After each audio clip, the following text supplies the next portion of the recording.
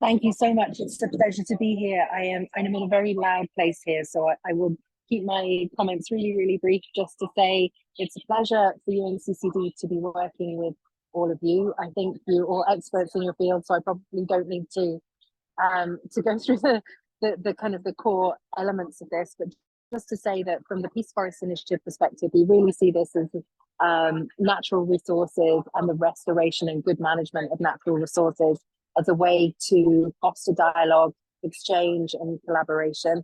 We very much see the kind of land degradation and the loss of natural resources driving out migration, driving conflict in lots of parts of the world. And this is an opportunity to make a sort of positive contribution to the peace, conflict, climate, and natural resource space. The report is incredibly timely for us. We're working on several collaborations in different parts of the world on the Peace Forest Initiative and rolling it out. And I think this report should help underpin that and give us some real intellectual substance for how we roll out our work. And there's an increasing demand for it. So hopefully this is a piece that works for the Peace Forest Initiative and works for the work that UNCCD is doing, but also has a big impact on the thinking in this space and in each of our organizations. So firstly, thank you to Adelphi for agreeing to take this on. This is not a small piece. Thank you for agreeing to join the expert group and give your time and brilliant analysis, I'm sure. And we look forward to the process and also the outcomes of the report. Thank you so much. Good luck and have a fabulous session today and rolling forward. I'm looking forward to hearing all about it. Thank you so much. Thank you, everybody. Thank you so much, Louisa. We very much appreciate UNCCD's support and very important efforts in this space. And we very much look forward to working with you and your team and all the experts that we have today in the room, and some that are not here today, but will join us in the next iterations of the community of experts on this study and beyond. Thanks again. Now, before we go any further, let me very quickly share with you what's going to happen over the next hour and a half, hour and 45 minutes that we have. I'm here with Uchang Kang, manager of the Peace Forest Initiative for the UNCCD, and I'll ask him briefly to tell us a bit about the Peace Forest Initiative, which is the framework within which this study takes place. Before doing that, just a couple of words on how this meeting will be structured. So we'll have a couple of remarks from Uchang. I will also tell you a bit about the study, what we aim to achieve, what our research questions, methodology, so that you have a full picture of the work ahead. We will have 20 minutes where my colleague Mary will take us through a couple of questions so that we get to know each other, get to know your expertise, what you're working on, and your thoughts on how you can contribute to the study. And then we'll have almost full hour for discussion. We have 3 areas of discussion with you. One is about the kind of research questions that we should focus on, the kind of key gaps that in your view our study can contribute to address. Also, what should be in the study, in particular in terms of case studies and initiatives that the study should cover, but also how can the study be situated in the broader framework of partnerships and with existing initiatives and work that is happening in this space. And again, in the room we have a very wide range of experts from many different organizations, all engaged on similar and related topics. So it'd be great to hear from you how we can make sure that the study synergizes on rather than kind of duplicates existing efforts.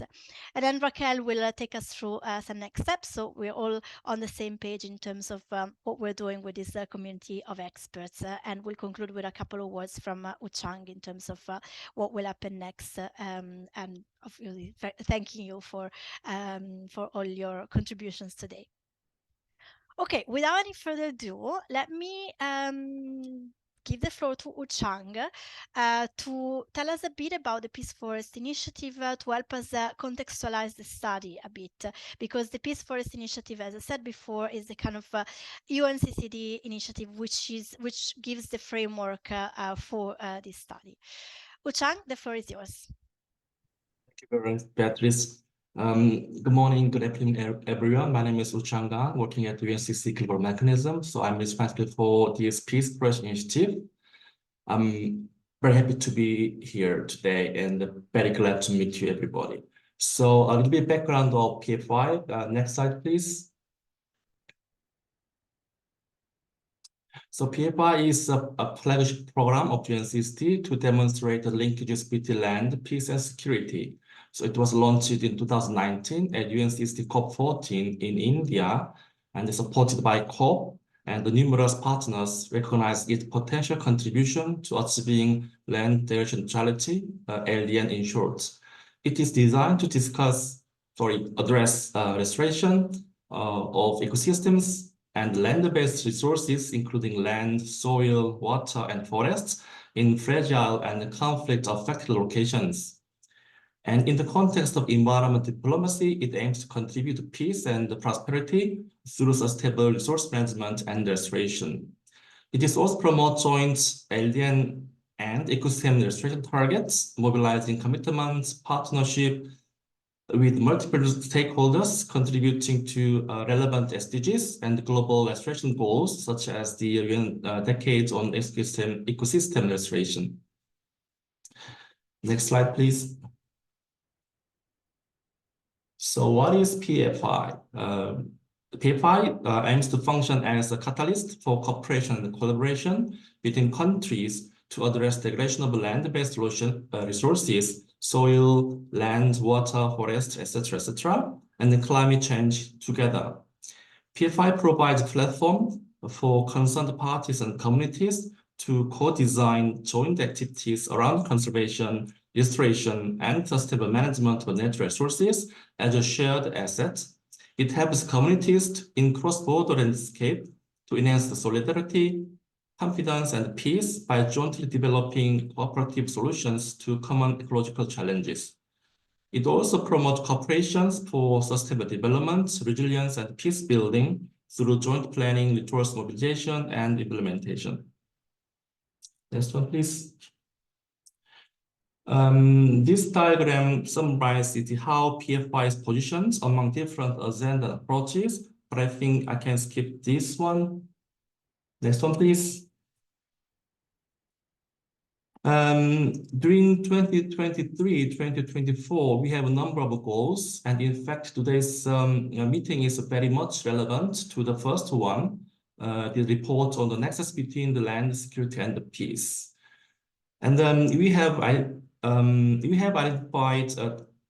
potential PFI sites globally, including 70 locations involving 44 countries. Currently, we are working on 5 locations, which I will be elaborated a little bit about. So we are supporting actually stakeholders to develop project, the program, and information data dashboard development to track the progress made under this initiative. Next one, please. Just a little bit of the updates on the PF activities at regional level. Firstly, the Republic of Ireland and the Northern Ireland. The first introduction of PFI concept was made to the community, basically students of the city of Derry, Londonderry, Northern Ireland. The city is located at the border area between the two jurisdictions. Actually, there was an event organized by the city government to announce the inauguration of the city as a international city of peace. So in that occasion, I attended the meeting and introduced the concept of PFI to the public there. After that occasion, the experts consulted, and we organized several consultations. And then these consultations lead up to the the first roundtable, expert consultations that happened on 25th of January this year in Derry, Londonderry. With political support, the first consultation delivered an action plan to design and develop the Great Ulster Peace Forest, including follow-up stakeholder consultations and workshops, development of blueprint for Great Ulster Forest Initiative, and there's another round of political meeting of chief executives of all 8 Ulster counties that formulating this Great Ulster region there. And then this Ulster, it is expected to launch this Great Ulster Forest Initiative, Great Ulster Peace Forest in the 3rd quarter later this year. Next one, please. South Caucasus. So following initial consultations, the first round of official consultations organized on 13th, 15th February this year, with the participation of Armenia, Azerbaijan, Georgia. This meeting happened in Georgia, and the workshop served as a catalyst to foster regional dialogue, exchange, and collaboration and partnership, and helped form the basis for enhanced regional cooperation to address common challenges around sustainable land management, natural resource management, and climate resilience. All 3 countries agreed to collaborate on 4 thematic topics, including number 1, the formulation of a regional vision paper, number 2, development of a large-scale regional illustration program, number 3, environment dashboard and digital soil mapping, finally number 4, joint monitoring of migratory species. As a follow-up, we will organize another workshop scheduled to take place on 30th April to May, 2nd May, to develop more detailed project concept and project proposals around selected project themes. So all this progress made will be showcased at UNCCD COP16 later this year. Next one, please. Central Asia is another region that we are working on. The first round of workshop was organized just 2 weeks ago from 12th to 15th March 2024 with all 5 countries. More than 80 participants attended the workshop from governments, organizations, and technical institutions. And the workshop was very informative, enriched with some 20 presentations from partners and countries. And the discussion was so rich and diverse, providing a lot of input in formulating a plan for PFI activities in the region. So all participants welcome and support PFI approach as a platform to convene stakeholders in co-design and management of land, forest, soil, and water in the region. The group took note of the holistic and integrated approach across sectors and countries is critical in addressing multiple common challenges related to RRC desiccation, sand and dust storms, water-related disaster, glacier melting, agricultural production and irrigation, rangeland, and biodiversity, among others. So group identified thematic criteria for collaboration. As I mentioned, combating sand and dust storms, sustainable land management, and in transboundary climate security locations in Fergana Valley and high mountains, and the transparent management and the sharing of environment and resource-related data and information. So we are countries also agreed to highlight Central Asia cooperation at the UNCCD COP16. Next one, please. Actually, we are organizing 2 more consultative workshops for Horn of Africa and ASEAN in coming months. And then in our aspiration, PFI wants to become a solution-oriented and action-oriented initiative, delivering tangible activities and results on the ground. So I like to stop here. This is all I prepared. So over to you, Beatrice. Thank you so much. Great. Thank you so much, Uchang. This was really important information and kind of context for the community. And also, I think the perfect introduction to now get to talk about our study. Because again, as I said before, the study is very much conceived within the framework of the Peace Forest Initiative. So let's get to it finally, revealing the very reason why we're all here today. Talking a bit about the study, I'll say a few words. I promise not to talk too much so that we have time later for your inputs as well. But yeah, so the study, Adelphi, was commissioned by the UNCCD's global mechanism to deliver a report on the nexus between land, peace and security in support of the Peace Forest Initiative. As we just heard from Uchang, it was one of the kind of key pillars of work within the package linked to PFI.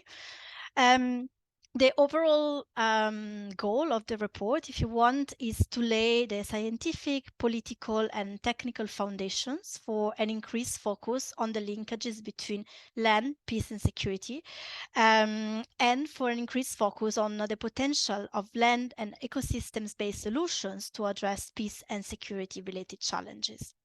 The report will be global in scope, but it will also zoom in the PFI's priority regions that Uchang just shared with us.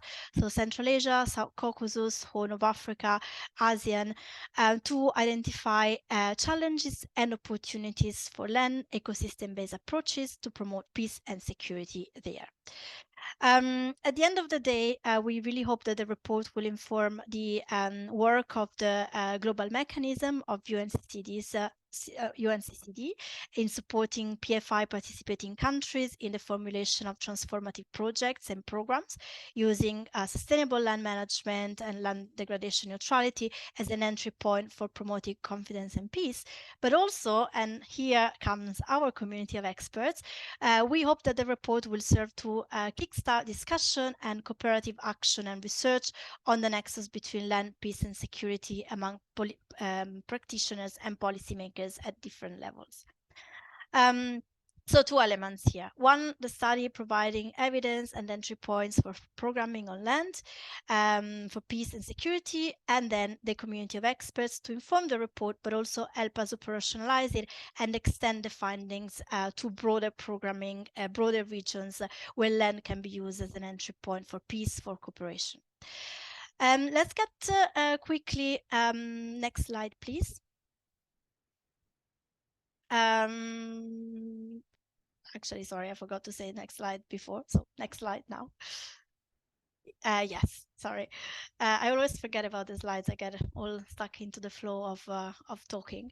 But yeah, let's get into the more technical aspects of the research that we plan, bearing in mind that this is very much where we seek your inputs today. So it's all open for discussion. So the study aims at understanding how land restoration and forest conservation interventions in fragile and post-conflict contexts can be used as an entry point for promoting cooperation and ultimately contribute to promoting peace. So very important to highlight here, we need to define the scope of the interventions we focus on. We thought of sticking with the PFI's objectives of land restoration and forest conservation, but are there other types of land-based interventions we should cover? Question open for discussion. Also important to note that we focus on fragile and post-conflict contexts, and we look at this question from a regional perspective. So how can land and forest-based interventions contribute to improving cooperation and ultimately contribute to preventing further conflict, escalation of conflict, and building peace, depending on the context we're looking at. So the research questions that guide us through the study, will guide us through the study, again, very much open for your comments, and we'll have a specific session dedicated later to your inputs into the exact focus of the study. First question that we want to answer for the study is, what do we know about how land degradation contributes to conflict insecurity between countries and society, with a focus on already fragile and post-conflict context? What are the linkages there? But also, what do we know about how land restoration and forest conservation initiatives can help promote cooperation between countries and ultimately contribute to building peace, build better relations in post-conflict and fragile contexts, always with that lens there. What are key elements? What are key mechanisms at play here? And in particular, we want to look at water conflict drivers, can land rehabilitation, restoration, and forest conservation initiatives most effectively address? Is it about addressing competition over access, over use of shared resources? Is it about preventing illegal economies based on the exploitation of land and forest resources, and so on? And also, what are the necessary preconditions for land restoration and forest conservation initiatives? What elements must they embed for them to successfully contribute to conflict prevention, cooperation, and peace building? And also, what dimensions of peace building can these initiatives most effectively contribute to? Is it about improving relations between communities? Is it about facilitating agreements or legislation over shared resource management? Is it about supporting data, information exchange, and so on?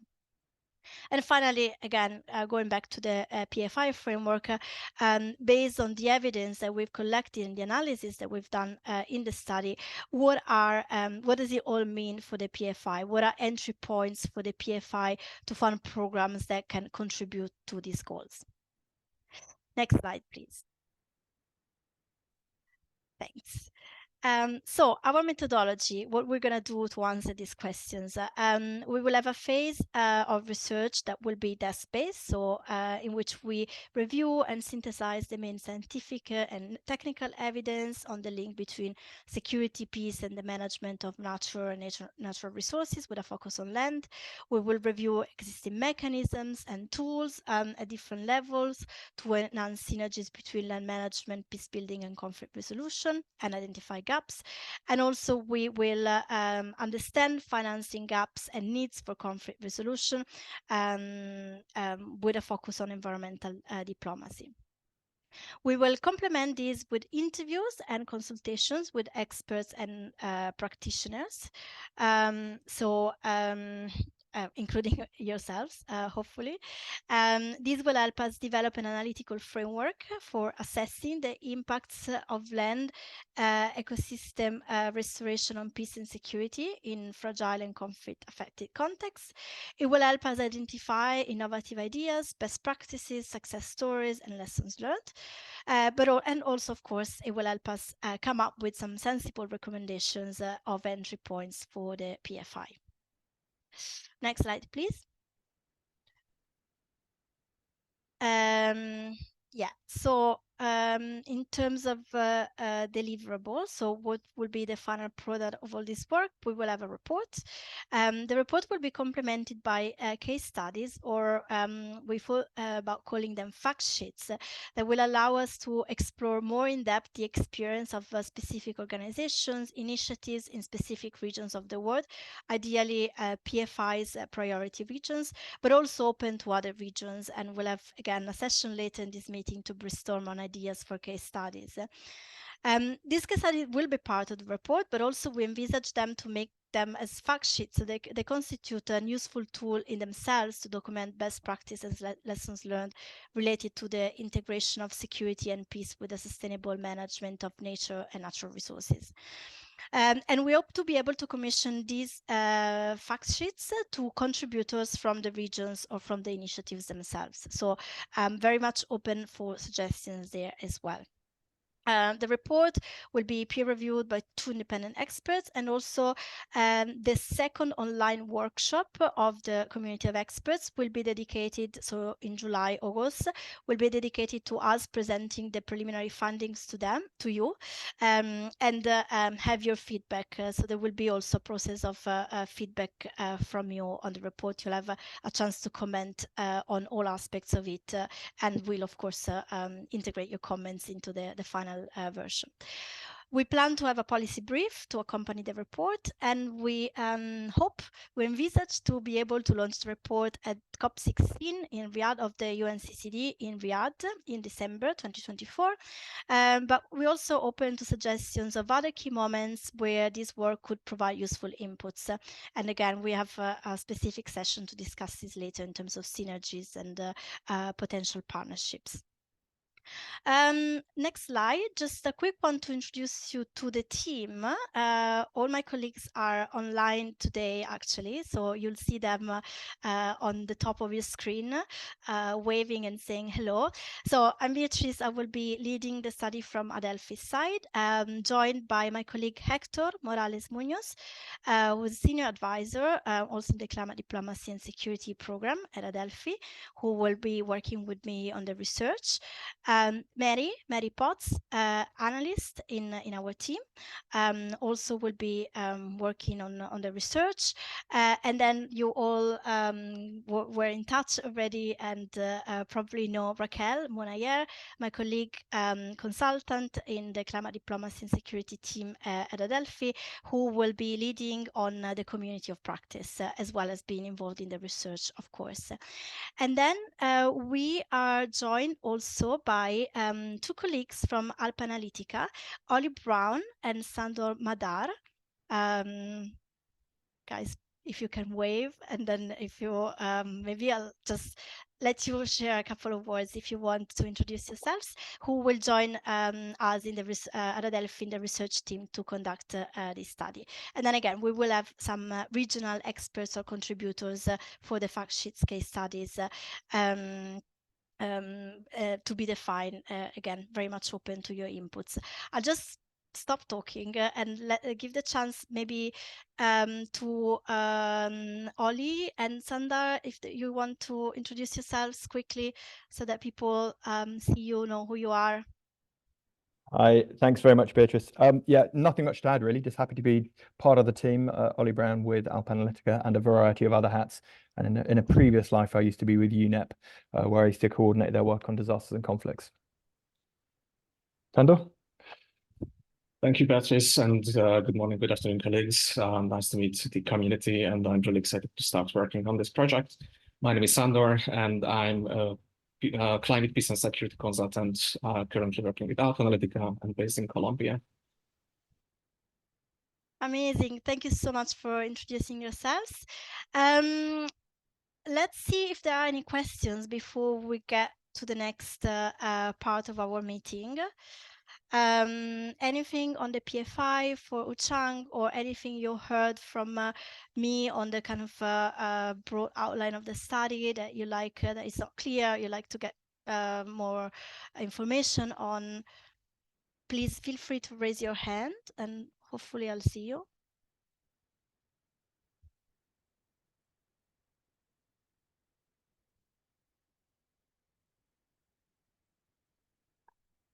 Yeah, I see Aurélie. Hello, everyone. It's a question for Uchang. If I heard you correctly, there is 5 locations that are currently being worked with from the initiative. And in the presentation, I noticed, so Ulster, Caucasus, and Central Asia. I was just wondering where was the 2 other? Thank you for the question. Yes, I should have mentioned it. I mean, the rest 2 is the Horn of Africa, involving 8 countries of IGAD.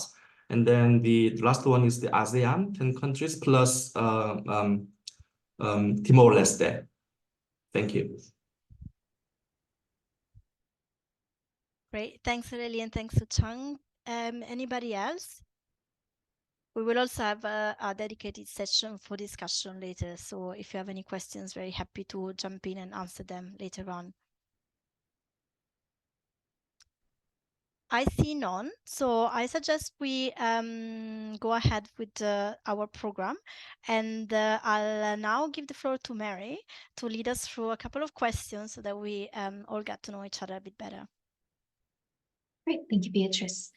So welcome again from my side.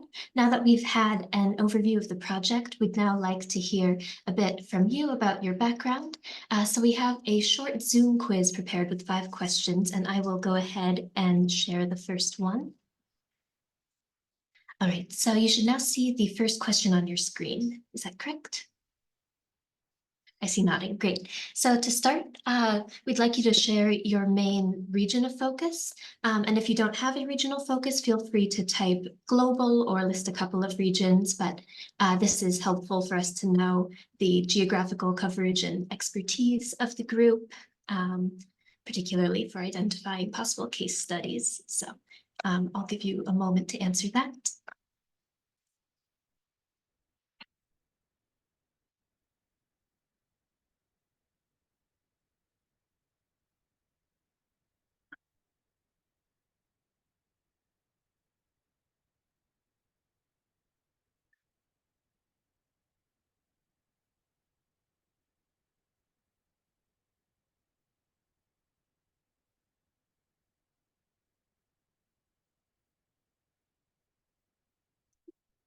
We have most of the responses now, so I will close the question and share the results. Can everybody see the results? Conveniently, I cannot. So that makes it. I cannot either. But, you know. I just saw mine, Mary. Okay. Let me. So I don't know if it's not aggregating.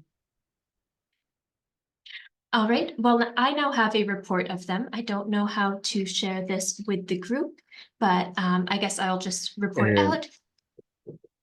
Yeah, I can see them if you click on view details, but do we want to share it right now, or we just move forward and I think for this case, let's just move forward. Maybe we want to Uh-huh. share on some later questions, but it looks like we have a very good geographic spread of expertise. I see Central Asia, Sahel, MENA, Afghanistan, South Caucasus. So this is great. I'm seeing some of the focus regions of the PFI.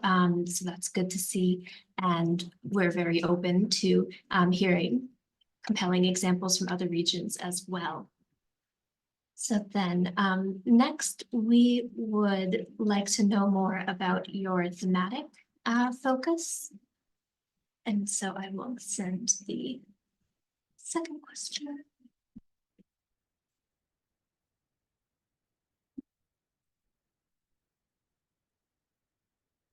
There we go. So from this list of options, just please select the topic area that best describes your work.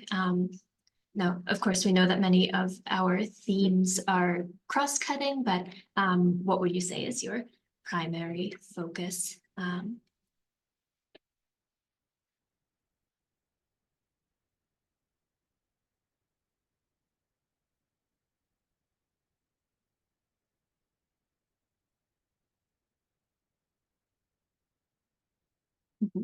Okay, we've got most of the responses, and I'm sorry that I can't share the screen for you to see the results, but I see 25% of people selected land and environment, so that's really good to see, as land will be central to the study. We have 2/3 of participants selecting peace and security, and 1 on finance. So this is a really good spread of expertise in the room. I think everyone will have a really good perspective to bring.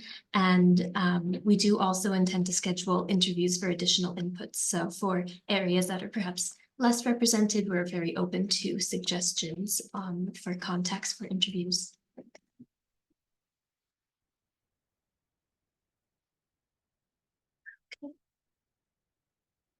Great. So as Beatrice explained earlier, the primary focus of this report will be on how land degradation contributes to insecurity and how land restoration and forest conservation can be used as entry points for promoting cooperation and peace. So here in this third question, we simply want to know if you have worked directly on land and ecosystem-based solutions for peace. So we're interested in who's worked on these topics directly for inputs in identifying best practices and lessons learned. But of course, feel free to select no, because we still need to understand indirect drivers of land degradation, financing gaps. So there's a wealth of expertise that's needed here.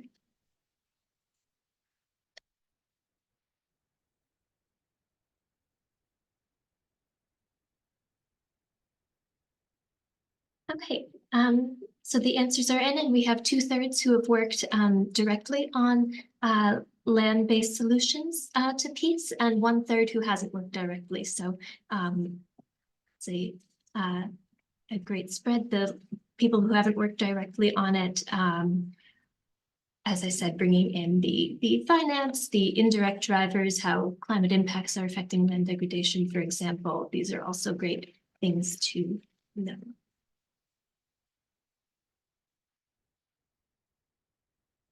All right, so then related to this previous question, for those of you who do work mainly on the indirect or related topics, we'd like to know what you see as the main connections between your work and the land, peace, and security nexus. So just take a moment to reflect on where your work fits in with this broader picture, and it doesn't need to be fully fledged thoughts, but just a bullet point or two on how you relate to the topic that we're working on in this community. And for those of you who do work primarily on land, then you could alternately reflect on recent developments or trends that you've seen in the land, peace, and security nexus, and feel free to respond that way to the question instead. So this is a short response question, so I'll give you a moment for that.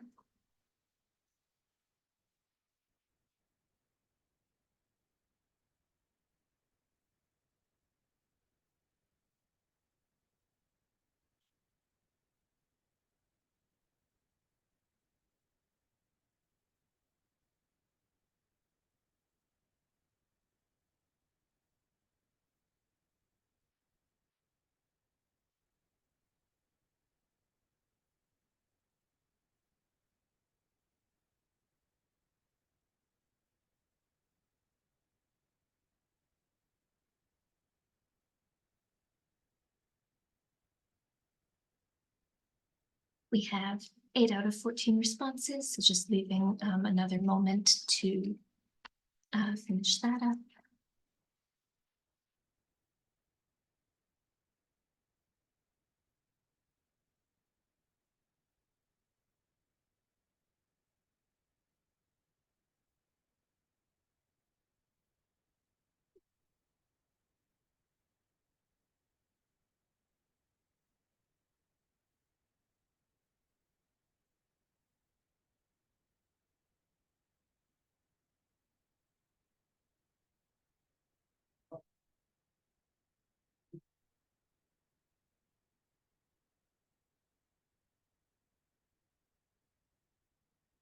We have a majority, so let's go ahead and see the results there. For one of my co-hosts, if you are able to see the responses in your browser, perhaps on this one, it's worth sharing the screen. Okay, give me a sec for this one, because I closed it before checking, so now I have to find it.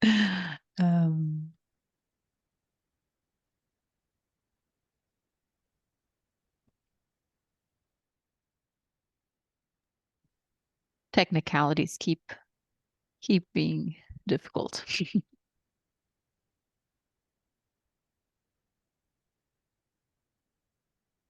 If you want, I have it already. If you want, I can. You have? Okay. Yeah. Would you like to share? I can also stop sharing here my screen. Yeah. Thank you. Yeah. So can you see it now? Still opening. Yes. Yes, thank you. Right. So you can go ahead, Mary, if you want. Mm-hmm. So let's see. We have addressing conflict dynamics around land with conflict resolution programs, bringing in best practices on participation. Would anybody like to just jump in and speak a little bit on what they responded? It's not so interesting to hear me speak.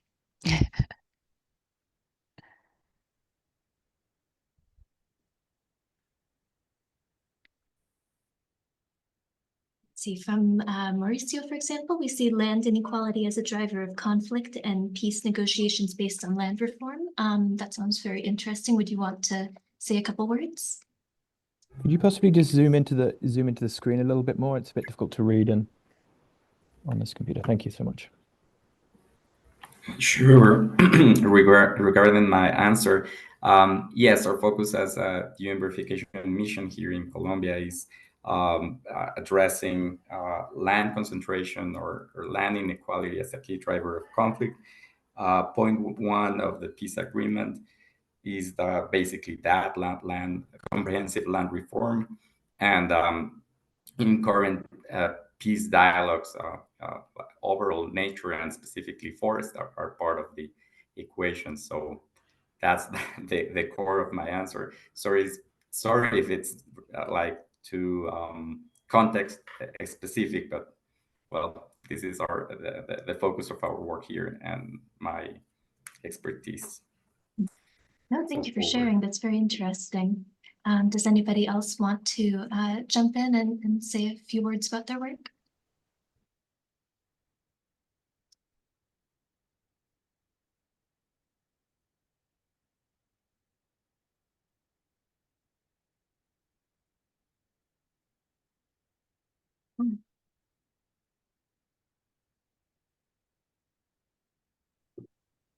I mean, I can come in just to while people are thinking about it. I mean, the work we're doing at Alp Analytica and elsewhere is really related to sort of areas of cooperation and vulnerability, I guess. We've been working for the last couple of years supporting local peace builders in the Liptako region of West Africa to look at environmental dimensions of peace, but peace making in terms of mediation, and then also sort of peace positive natural resource management. And that's similar to some things I've done with Diane and others, looking at the peace building funds work on climate security and so on. So I guess a lot of our work has been really related to understanding both kind of drivers of vulnerability and drivers of cooperation. Great, thank you for sharing.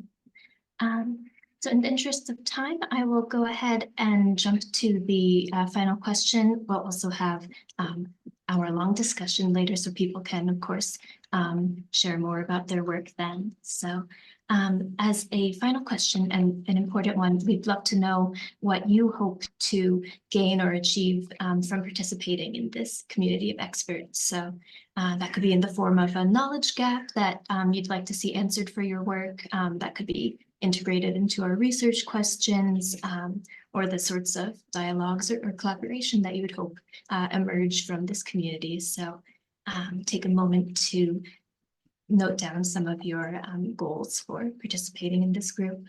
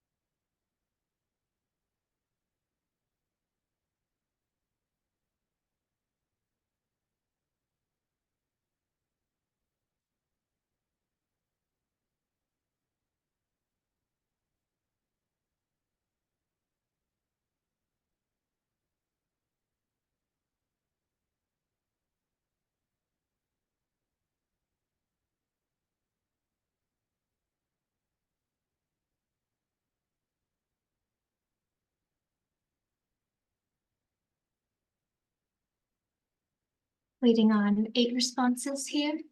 So if you just want to just bullet down, it doesn't have to be full sentences, just what you hope to get out of participating.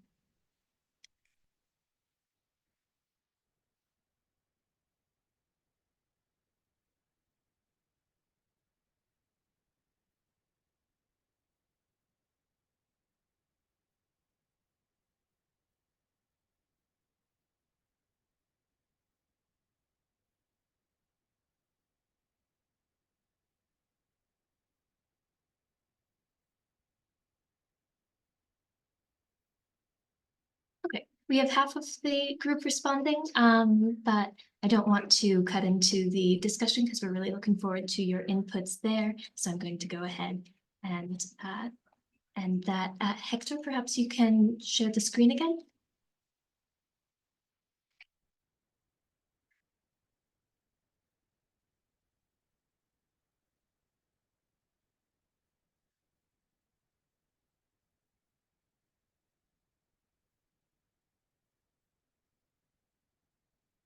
Perfect.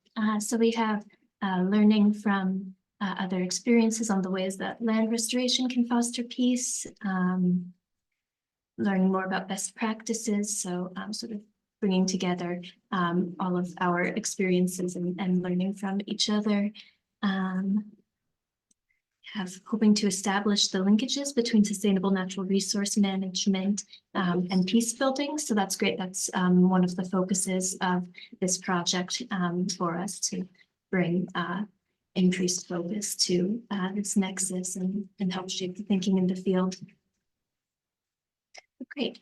We will definitely keep these goals in mind as we proceed with the group. Does anybody have a couple of thoughts that they'd like to share? And otherwise, I will close out the session.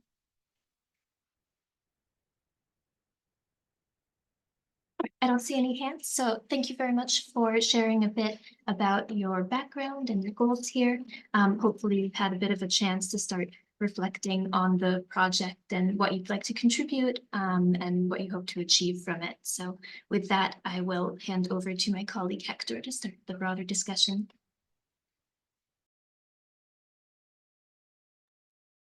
Right. Thank you very much, Mary. And yeah, I'm really glad to have all of this knowledge together in this community of experts on this really interesting and also very broad topic. So now what we're going to do in this segment is the chance for you as experts to contribute to shaping this report and to shaping the research pathway that we want to take. So the first part, so we are going to go through these three questions, and the first part would be whether our research questions are fit for purpose. So the questions that Beatriz made, we can also review them again. Then what could be key gaps in knowledge on this land, peace, and security nexus, or programming to advance a little bit more that the study should address? Where can we focus on specific initiatives for programming, etc. Then a second segment, we will focus on what kind of case studies, and there we want to see success stories or lessons learned for successful experiences, but also epic failures, as I like to call it, or challenging experiences. If someone dares to also share some things that maybe were not as expected, but where some lessons can be drawn to improve the practice. So there we can mention regions, projects, initiatives, or specific organizations conducting programming or implementations on land and peace. And then a third segment would be what synergies are there with other regional or international initiatives that can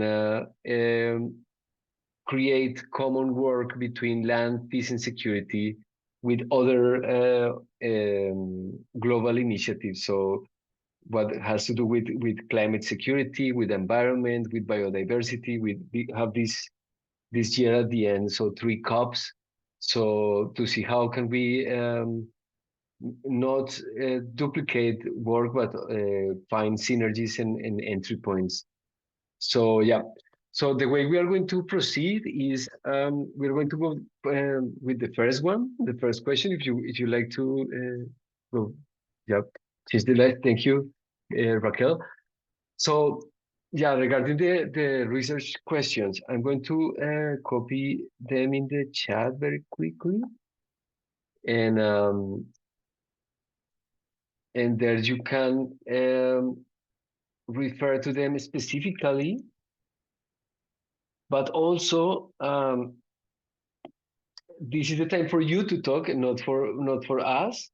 So that would be if you consider that the research questions are fit for purpose, and we also want to know knowledge gaps, things that you would like to see. And the way we're going to proceed is exactly as Oli said, just use please the reaction function on Zoom so we can see who is asking for taking the word, and then we can go from there. So we're going to start with Oli, who has already raised his hand.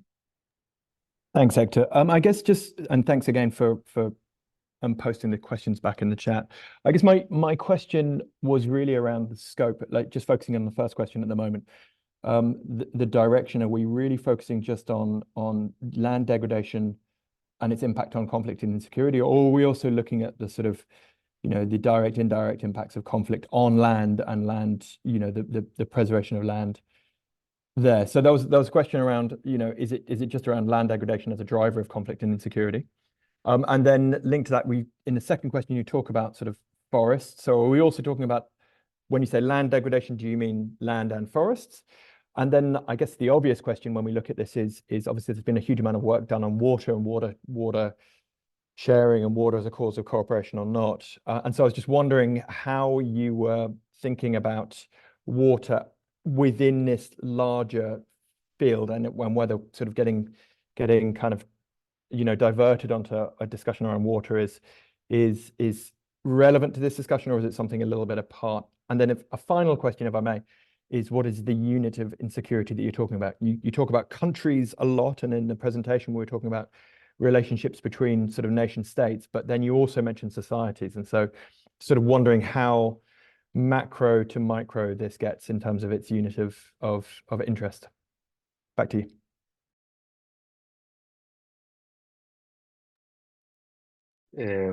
Right. So maybe I'm going to collect then a few more interventions, and then we can speak broader. So Aurélie.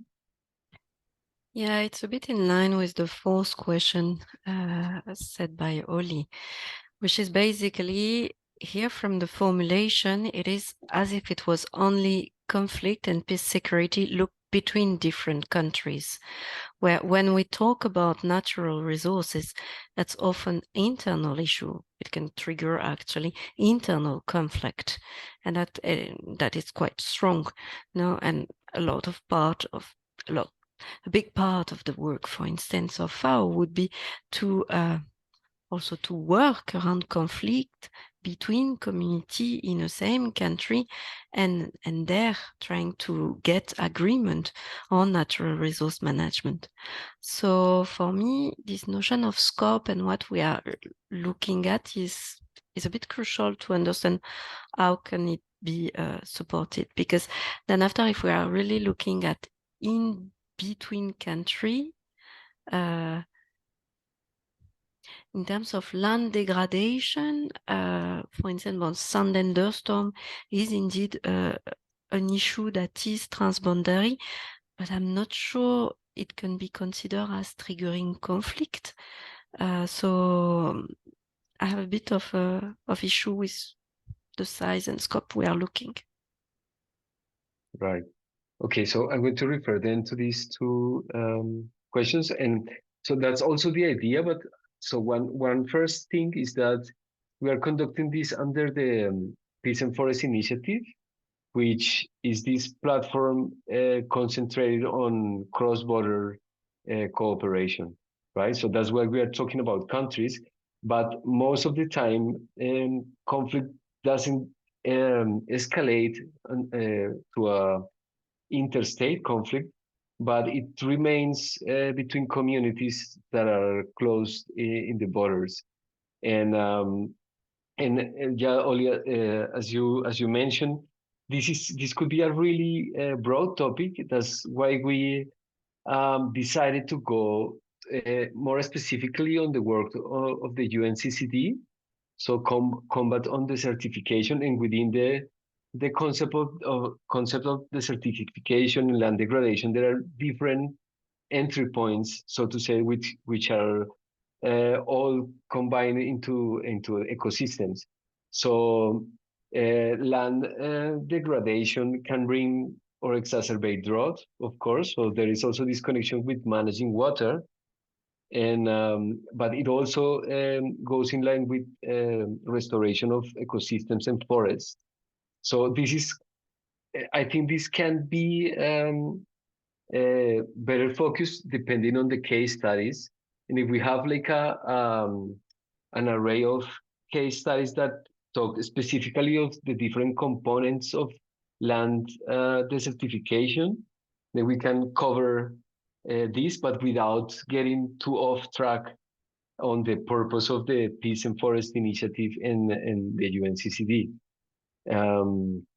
So this is our first approach, but that's why we also want to see like whether there are like specific gaps. For example, what Aurelie already mentioned, she said that maybe the certification per se is not a driver of conflict, but it is similar to the discussion on climate security. That is not directly that climate change creates conflict, but it's like the human decisions or the scarcity around a resource which can trigger conflict under a certain context. Yeah, I don't know if this clarifies, or if Beatriz, you want to add something. Yes, if I can quickly jump in on these super good questions, and actually these are exactly the kind of things that we need to think about and figure out as we approach the start of the research. I think on Ollie's first question on the direction of the study in terms of whether we're also going to look at the direct and indirect impacts of conflict on land.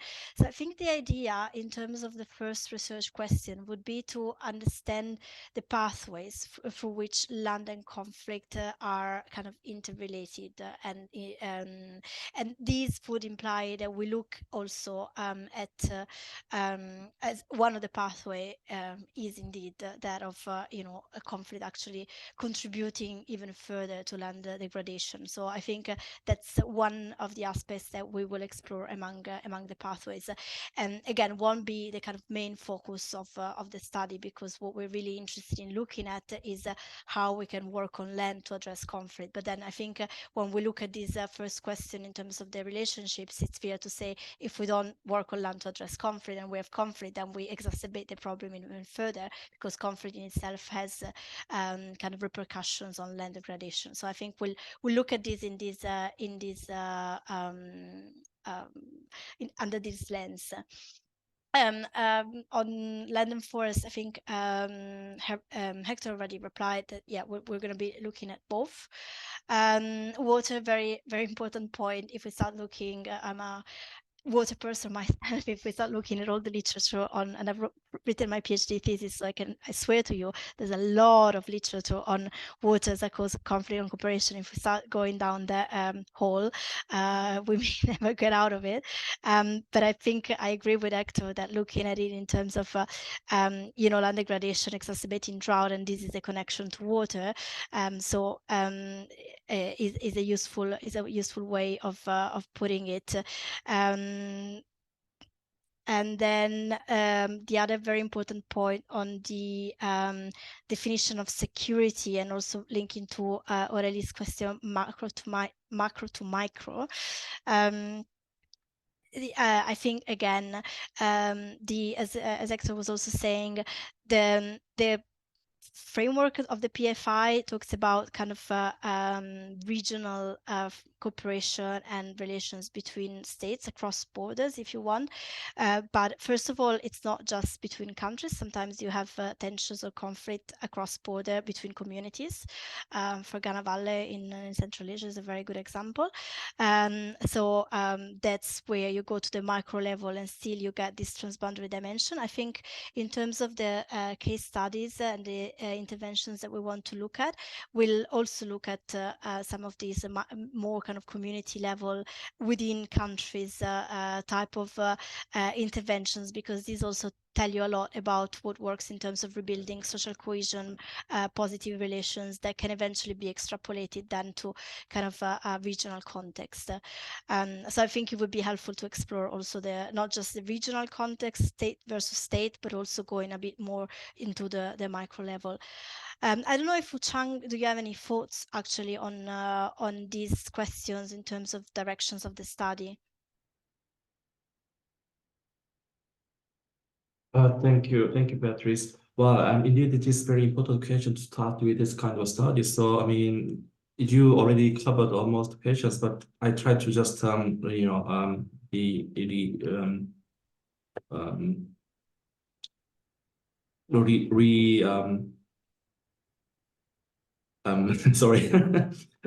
strengthen your narratives. Well, I mean, this land, in many cases, the land is kind of the competition of resources, kind of a source of conflict. But it causes, I mean, this competition might result in degradation of resources, right? So in that sense, we at some point we have to stop the further degradation, because before the tensions are escalated enough to create some sort of visible conflict between user groups or stakeholder groups. But in the meantime, vice versa, after conflicts happen, then also it's also affects this resource degradation. So I would say is the land should be looking from this angle, but at the same time we have to look at the other side of this face. The land, of course, I mean our main focus area of the convention, but I mean it is not just a single kind of resources type.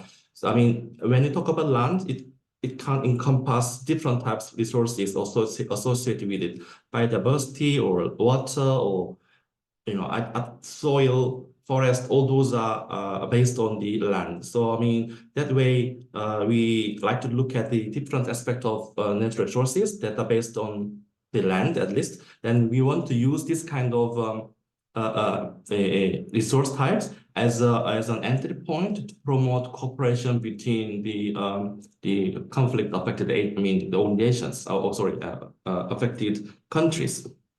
So at the level of micro, macro, of course, there are some examples of the subnational conflicts, particularly, the tribal or land use between the land use groups or tribal, competition of the resources. As Beatrice mentioned, that this kind of examples can be exploited to explaining how the land management issues are closely related to conflict or escalation of tensions between the user groups. So I think I think that's it. Thanks so much. Okay, thank you. Yeah, I think it's already we're seeing some lights on the scope. And yeah, so just to explain the logic of the three questions, we were looking at these, let's say, land conflict pathways, and then what are the mechanisms for through land-based interventions to contribute to peace, to different dimensions of peace building, right? And depending also on the context. So that's the logic of the research questions that we draw. But let's move on, and then Laura and then Mauricio raise their hands. Thank you, and thank you for these presentations. It's and some of the answers just now, I think, answered some of the questions I was going to have. But the first was a question around scope again, which I think my understanding from what you've just said and looking at questions, perhaps not, but I wondered whether there'd be any attention given to the impact of disappearing land, so rising sea levels, because I don't think any of the priority context would have been small island states. And it doesn't necessarily directly relate to as you've got the questions written, but if you talk about land, peace and security more widely, I think it's a big aspect. But again, maybe recognizing if you're to cover absolutely everything around this, it would become quite an enormous piece of work. And then the second is just a kind of point around that first bit of when you're looking at the different pathways between land degradation and conflict and security is, and it's perhaps a bit obvious, but I think is worth saying, but a kind of emphasis on looking at kind of gender and excluded groups. So when we're talking about conflict and insecurity, security for whom, as we know, that's not, if it's not security for everyone, it's not likely to be secure in the long term. But also what I think I have seen as missing in the past from some studies is looking at the kind of gendered norms. So we're talking about how it's not often climate change directly leads to conflict or insecurity itself. It's the it adds to drivers, it's how it's responded to, what are the gendered norms behind that, because I think that's quite an interesting piece for then looking at also where are the entry points and how to have the kind of most sustainable options from that as well. Yeah, thank you, Laura. No, I think it's the issue of land disappearing is really interesting. And it also has to do with soil erosion, no, and or coastal erosion. And there are some really interesting cases there. So it's definitely worth to look at how much of literature exists, and definitely also on inclusion and having also gender norms approach. I don't know, Beatriz, if you want to talk about that one. Yeah, no, thanks a lot, Laura, for these very, very important points. We were in the inclusion workshop together back in October. It's great to see you again. So be reassured that kind of gender inclusion questions are very much the forefront of our mind for the study, and we'll definitely integrate that lens throughout the research analysis and then also the recommendations and entry points. And if you have any kind of initiatives or cases in which this lens has been done particularly well or particularly badly, do let us know, because it would be really interesting to feature that for sure in the report. And just a quick one on the scope, really interesting question. Again, it's not the direct focus of the initiative, but I think it would totally deserve a case study or even like a kind of chapter, a box or something that talks about these dynamics, because I agree with you and Hector that they're very important ones that are also at play here and deserve to be explored more in depth. Great. Right. So now, Mauricio, floor is yours. Yes, thank you, Hector, and colleagues. Thank you very much for the presentation and this discussion. My question is also on the scope of the research. I was wondering if you would consider, you're open to consider the question on land reform, both and related to my previous comment on considering land inequality as a driver of conflict. And not only that, when we address this type of conflict, very often land reform is brought to the negotiation table. So I don't know if it's part of the scope or if it's not. I'm aware that this is under the UN Convention on the certification. And the second question would be related to the issue of agency. We meet and have constant dialogue with peasant organizations, ethnic communities, indigenous peoples. I don't know if they have how you're addressing this methodology, and again, perhaps related to the previous issue, we would see that in terms of land management, that there is often some suggestions or demands as well related to land reform. For instance, considering peasant reserve zones, which we believe are positive entry points on land conservation. But again, very often this is closely linked to regulatory or legal reform to move forward. So those would be my main questions. Thank you. Right. Yeah, thank you very much, Mauricio. And I totally get where you're coming from. And so my first thought is that it is worth to look at different land tenure systems and the relationship with grassroots populations. However, and here Chan also can correct me, this would not be the exact focus, because this would go into national legislations. And I know that you're mentioning this because of the case of Colombia. It's like so critical for the conflict. However, indeed, the literature indicates that a common land tenure is an indicative by indigenous communities, is an indicative of good conservation of the ecosystems and better results. So it is definitely worth to look at broader to land tenure systems. Or land reforms as such, I think, would be a little bit out of the scope, but I would give the floor to Uchang and Beatriz. I agree with Hector. I don't know if Fuchang wants to say a bit more on this. Yeah, exactly. So, I mean, for me, land tenure is more domestic issue, but I mean, we cannot rule out the possibility of it's becoming a source of tension between countries. Because, I mean, if there are very different land use tenure systems operating in different countries, then, you know, it affects differently on the ecosystems. Then it might be some sort of tension can be created because of this different interest of using same resources.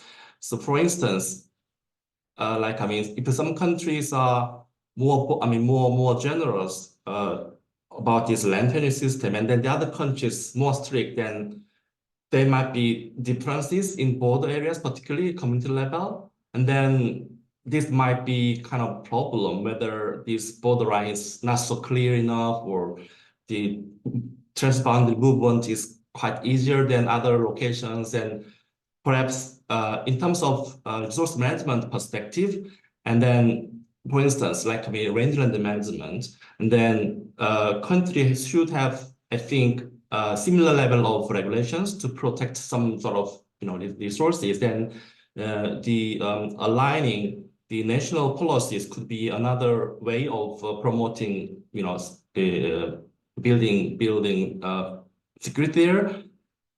Then I think this kind of aspect need to be considered, but I mean it's not kind of critical one for this particular report.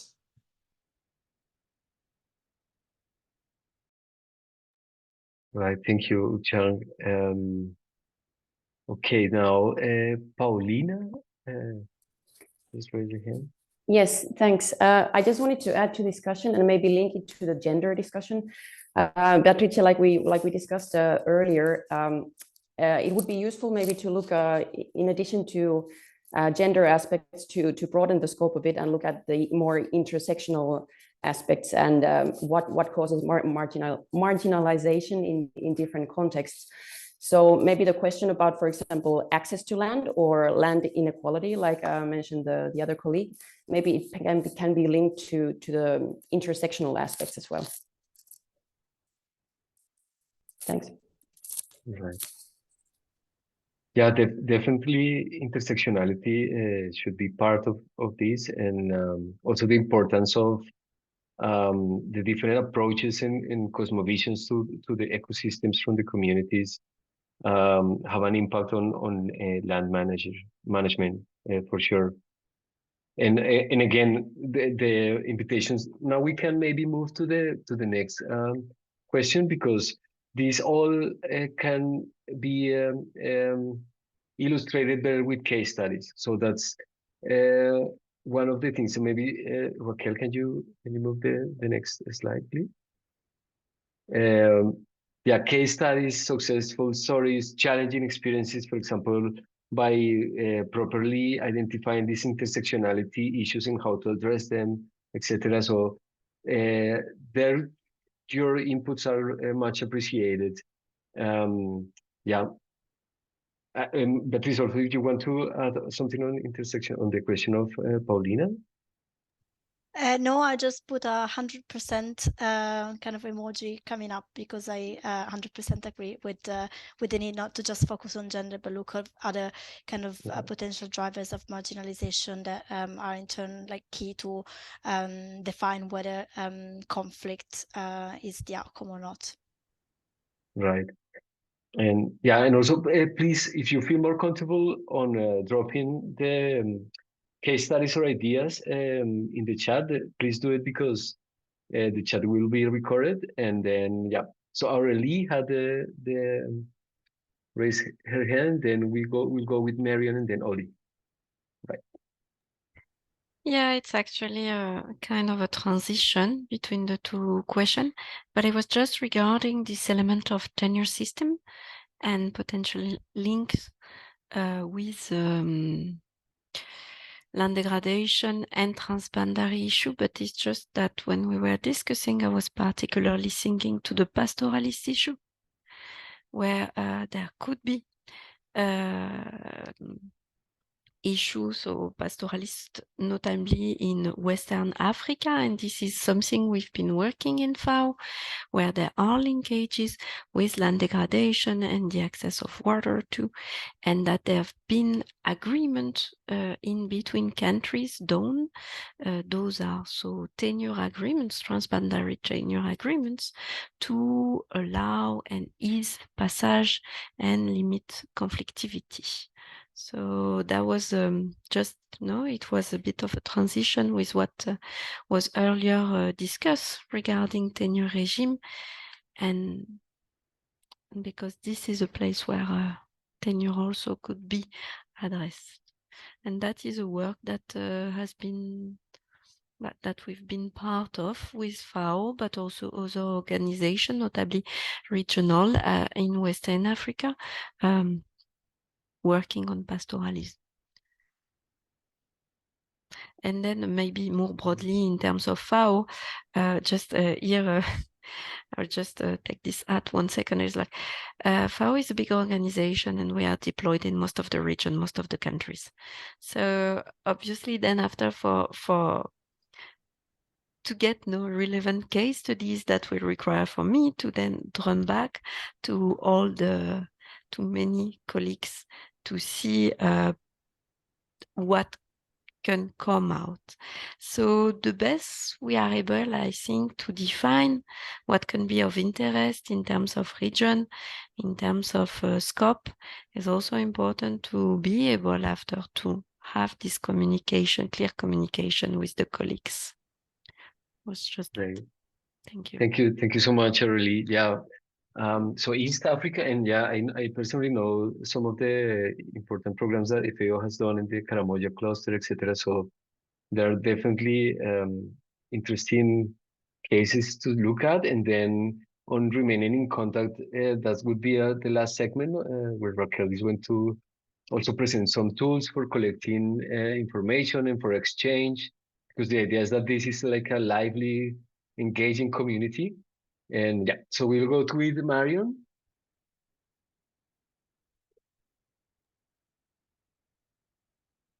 Thank you. Good afternoon, everyone. I'm Marianne. I'm from the Department of Peace Operations, but I work in the Climate Security Mechanism alongside a colleague from UNDP, UNEP, and DPPA. So I'll speak from the DPO peacekeeping angle right now. And from the Climate Security Mechanism angle, because just to note that something that clearly shows the linkages and the pathways, just to confirm that this would also be really useful to us to support moving from the analysis to actions and to support peace missions in doing so. But so some of the case studies where, as DPO specifically, we see this, there's different, again, it's part of the scope, but there's different areas where this plays out, and peace operations are involved in managing some of these tensions, conflicts, or issues. We can see it, for example, in Eastern Africa and Congo specifically, where we have conflict with presence of armed groups that leads to control of areas, degradation of forests, but also where conflict diverts the focus of government and partners from programs that are based on forest preservations, or from commitments that are made from countries around climate change. But so conflict diverts some of these programs from moving forward, and affect, even if we look at the relationships between Congo and Rwanda that are so essential when we talk about land preservation, natural resources, etc. Conflict prevents that cooperation from moving forward on some of these issues. We also see, of course, a huge link on land degradation, from and conflict. We mentioned pastoralists a little bit earlier, but the farmer-herder conflict is something that plays out very, very acutely. We've seen it in West Africa, in the Sahel, in Ivory Coast, Burkina Faso, in CAR. South Sudan is, for us, an example that's quite pertinent and that I wanted to mention. Because the mission is very involved, working with the government authorities, but also the community level conflict resolution mechanisms in relation to how droughts, floods change migration patterns, and the cattle migration agreements between farmer-herder, either between states or also between countries, can create additional tensions. And so this is where partners, not just peacekeeping missions, but in an integrated manner with the UN country team, with development actors, with local civil society, can coordinate on some of these programs. And there's a lot being done here in South Sudan, specifically for the peacekeeping mission. It's also the only, well, it's the peacekeeping mission with the strongest language in relation to the impact of climate change on stabilization. That's why I would suggest that it's a really interesting case study, because a lot is coming out of it, including around land, because of drought and flooding. There's also issues on land tensions and conflict around land, around the effects of flooding with land and property rights. So I don't know if this fits in the scope of what you've been saying. So it's land related, and it's affected by droughts and floods, but I don't know if that would fit precisely. But South Sudan, again, is an interesting case study with where all of that interacts, and also has a clear interstate nature of conflict and migrations, for example, between Sudan and South Sudan. And I think I can stop here. But so that's some of the focus that I think would be really useful for peace missions, to maybe helpful to contribute to the study, but also to get back from this study to help understand better the interlinkages and how actors work together through a humanitarian development peace nexus or different programs, how we fit into a lot of the World Bank or Peace Building Fund programs that exist, the violent reduction programs, the livelihood programs. There's a lot of that, and the interlinkages with climate change is a bit new for peacekeeping operations.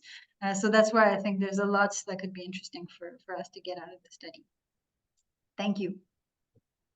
Thank you very much, Marion. Yeah, definitely. I think this is very interesting, and And yeah, definitely the coordination part and how the traditional peacekeeping operations can integrate in the stabilization process, the environment and land desertification or prevention measures would be really interesting to explore in the case of South Sudan. Oli? Yeah, I'm building on what Aurélien and Marion was saying. I mean, it just made me think that, you know, the South Sudan is a really, really interesting case. Some of the pastoralism cases are really, really interesting. And just as a sort of note to self, I think we should be quite cautious in these case studies, because there's a few case studies, we can all mention them, the Fergana Valley and some of the ones that have been talked about a lot. Not South Sudan, which I think is a really interesting new case study, and not some of the stuff that pastoralism in the West Africa. There's a bit of a selection bias that we need to avoid here, because a lot of the case studies that have been most talked about are the ones done by international organizations, where there's been a kind of a bilateral agreement or a peace park, or, you know, the Peru, Ecuador, El Condor Park, and so on and so forth. And so I'm just sort of making a kind of note to self that I think we should be also looking in these case studies for some of the less well advertised but really interesting approaches that have been taken, perhaps by private sector actors or by, you know, small community organizations, and so on, just to sort of balance out the kind of different actors that are engaged in some of these processes. Because otherwise, I think we, you know, particularly if we end up sort of being led by case studies, we'll fall into a trap of focusing our analysis back on the kind of the most well advertised case studies, if you know what I mean. So examples like the South Sudan case and some of the stuff in West Africa, I think, are really, really important to keep in the frame. Thank you, Oli. Yeah, precisely. I totally agree that it's important to bring new emphasis, and also, for example, the role of the private sector is crucial, and also speaks with the stabilization processes. So, and with that, then we can go to the next slide and next question of this discussion, and is talking about synergies and with existing international initiatives, regional initiatives happening. Also with regards, Marion already brought it with the, for example, the climate security mechanism, but also work on biodiversity, on ecological protection. So if there are any other initiatives, also, for example, with the work of FAO on food systems, resilience.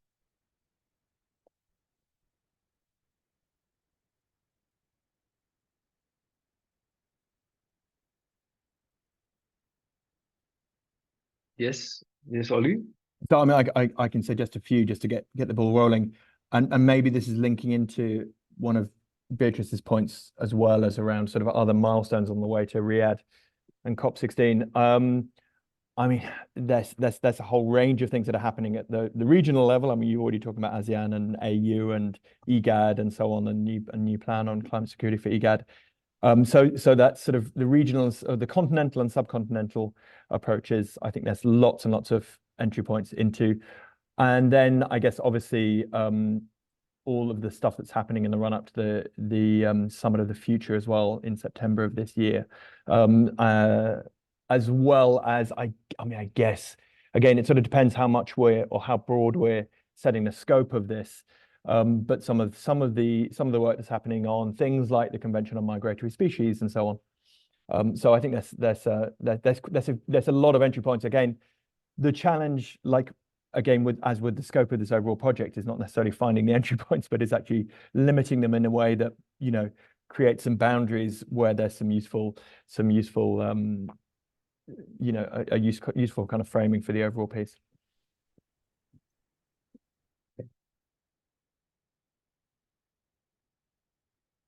Right. Anyone else on synergies and entry points to link this work with other topics or initiatives? Uchang? Thank you. I even raised my hand, but I mean on synergies. Yes, I mean we had very interesting discussions on synergy in the Central Asia workshop last week. Actually, Under the three conventions, I mean, environment conventions, there are all targets established, and some of the targets are interlinked because of the land, relevance. So directly, the UNCCD is more influence on land, but I mean, of course, the UNFCCC's I mean, the target indices also has a land-related component. So, and also this CBD also have land-related targets through MBSUP. So I think defining what kind of synergies can be created, even within a country or even between countries, might be very, I mean, a good kind of aspects in a way to promote, policy coordination, cooperation, or alignment with those national priorities as well as regional targets if they are already existing. But I mean, in case if they are not existing, this can be a kind of another tool or entry point for exploring further collaboration activities between countries. Okay, great. I think this is really important to see it, to depart from the existing targets on land between the different conventions and then see how an intervention is addressing already multiple targets, if I understood you correctly. Yeah, really interesting. And see how this is connected then to peace drivers or promotion of cooperation. And I see also that Samuel also mentioned this, that land is the common theme across all three Rio conventions and the peace architecture review. Okay, really great inputs. Right. Okay, so I think also Mauricio wrote on the chat, but I think it was directly to me, but that the COP16, which is going to be in Colombia, the motto is peace with nature. And all of that, it implies that it is happening in Colombia with all the different approaches on environmental peace building going there. Right. Okay, thanks. Yeah, so if someone else wants to draw on it, I think we are, we are on time. We have 2 minutes more for this to finalize the discussion and then go into the steps forward with the community of practice and the project.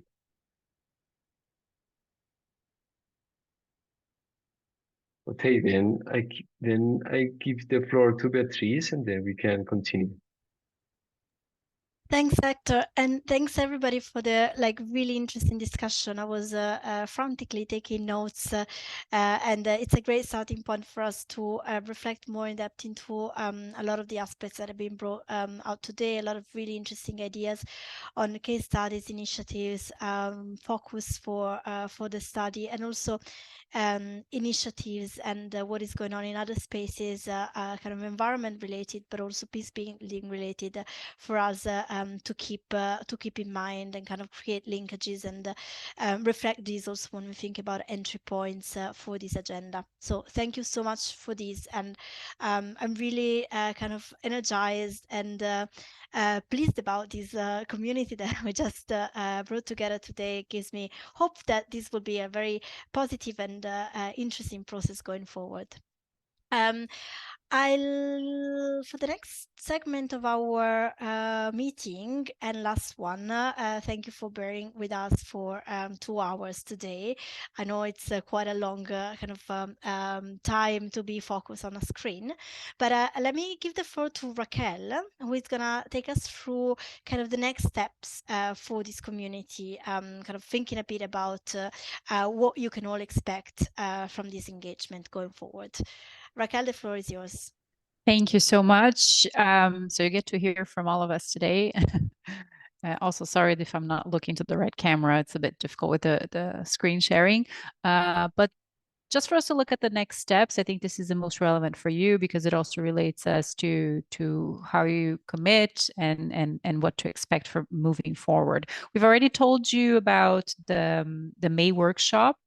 and also the July one, and I'll just explain a little bit what they will be about. But I also wanted to say that the next 2 months would be very important, like a key moment for you to share resources and inputs. So you've heard now that we're looking to know from you on examples and initiatives. And we also would like to conduct interviews with those of you who have perhaps specific examples to share, specific experiences that you think are relevant for the study that should be taken into account in a more detailed manner. We are happy to schedule a bilateral call for this interview. You can also, of course, if you can think of someone who would be good for conducting this interview, you can also recommend someone, and then we can, but please recommend to us first and we can reach out to them directly. So those next 2 months will be important. And for sharing resources, I will share with you a link where you can drop documents there that you think are relevant, that we should take a look. If you have input and you want to have it recorded in some way also, this is the time, so ahead of the workshop in Berlin. In May, we will have this hybrid workshop because, of course, a lot of people won't be able to come to Berlin. This workshop, it's just this first, the mapping. Also, we will do a preliminary analysis of results, maybe take a look at initiatives and also key elements. So it's basically an important moment for us to think of what is working and what is not working and capture that in the study. Perhaps validate some of the pathways that have been identified in the research process, and get already some strategic views, policy recommendations, entry points, and kind of gather them into within the group. This will be the focus of this hybrid Berlin online workshop. And now just a quick question on maybe I can ask that afterwards. I just wanted to see who's maybe able to come to Berlin, but I guess we can do that in the next point. Importantly, also for you to know that we don't have a date fixed yet for July, but it will be an online consultation, so maybe a shorter online meeting, perhaps a little bit longer than this one, but still in the framework of the doable. And this is when we will do the presentation of the report and also a validation of the results that we've arrived to at this point. So that will be our review process consultation in July. And then, of course, we have the report launch, which will take place at the UNCCD COP 16 in Riyadh. In that, we don't have a date fixed for the report launch yet, as long as I'm aware, but it will be during the COP. So for those of you who will be there, who might be there, or who have colleagues or contacts that will be there, important date to know. We will let you know of this, of course, later on. And here's some final points from my side, from our side. Oops. So first of all, on the logistics for this May workshop, maybe a show of hands of who would be able to come to Berlin, just for us to know, also for planning purposes.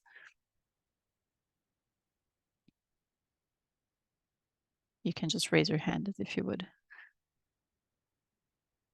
ask a question. Okay. So not a lot of people. That's fine. It's going to be hybrid, and we're going to make it possible for it to be inclusive and not just this kind of hybrid workshop where you can't listen to what people are saying. We will definitely make it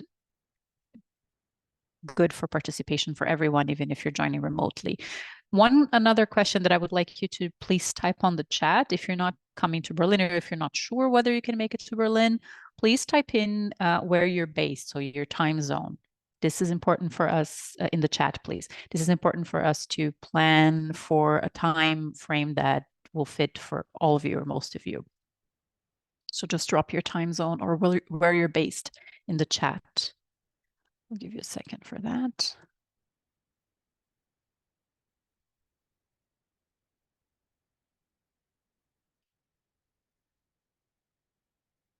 Okay. That's fine. We will see if in the end we end up having some people here and some people joining remotely. We will certainly make it work, like I said. Great to see. Okay, so you can keep adding your time zones. Meanwhile, another point that I just wanted to make at this point is that we wanted to make the point that this is a forum that has been gathered, of course, building on the experience of people with a lot of expertise. So if at some point you cannot join and you would like to nominate a colleague to join in your place because you would like to have your organization represented, please get in touch with us first before forwarding the invitation. You can just get in touch and say that you would like to nominate someone, and we can get in touch with them directly. This is because we are, first of all, a very tight-knit group.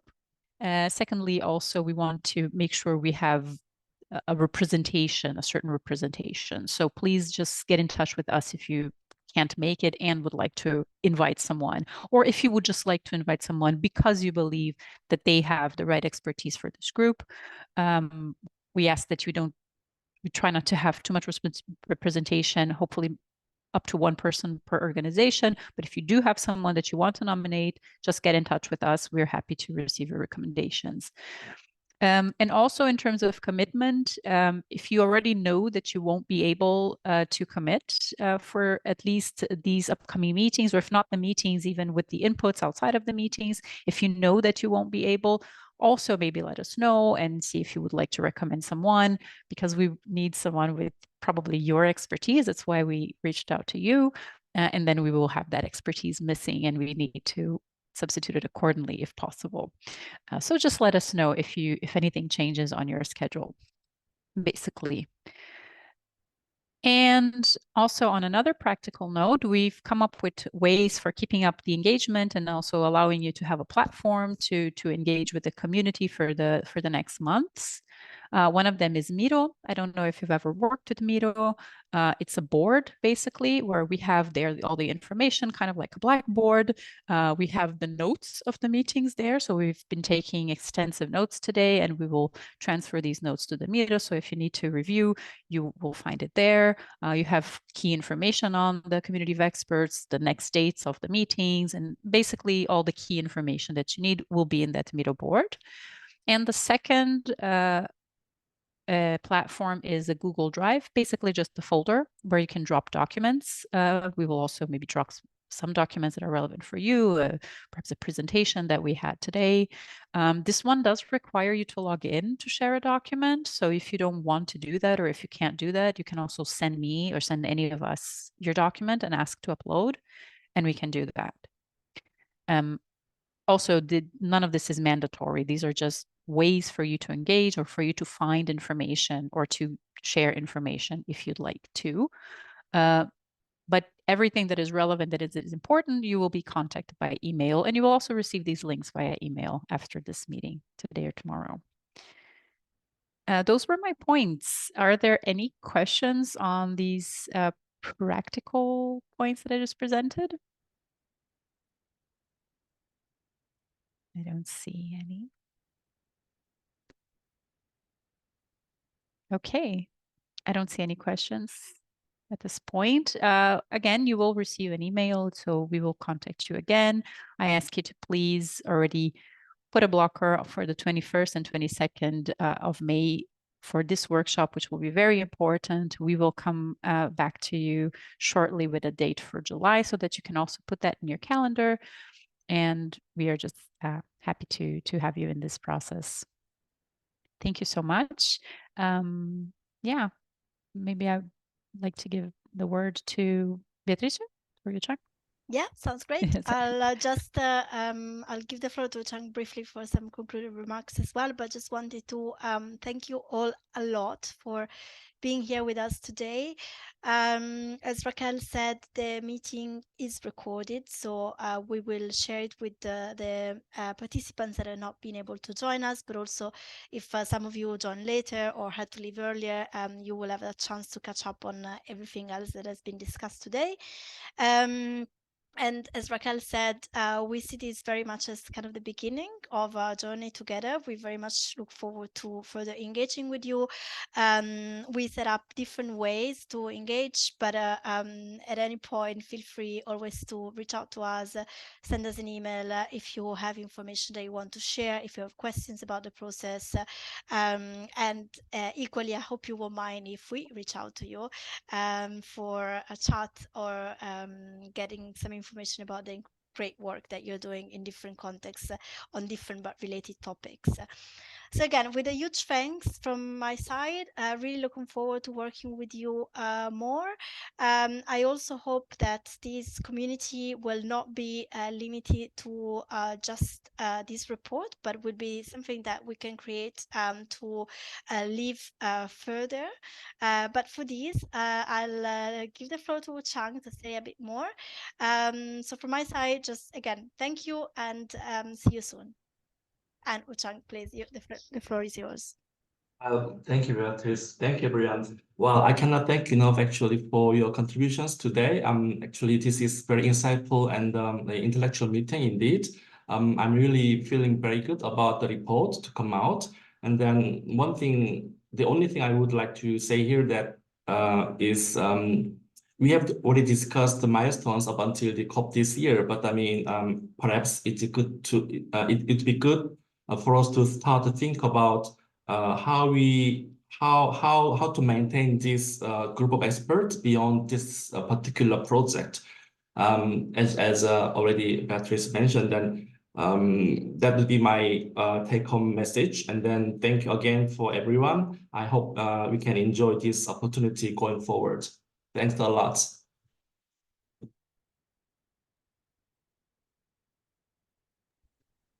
Okay, with 10 minutes earlier than foreseen, you're all free to go. All the best. Take care and have a great rest of the day. And for those of you celebrating Easter, happy Easter as well. And the others, happy break. A good day to all.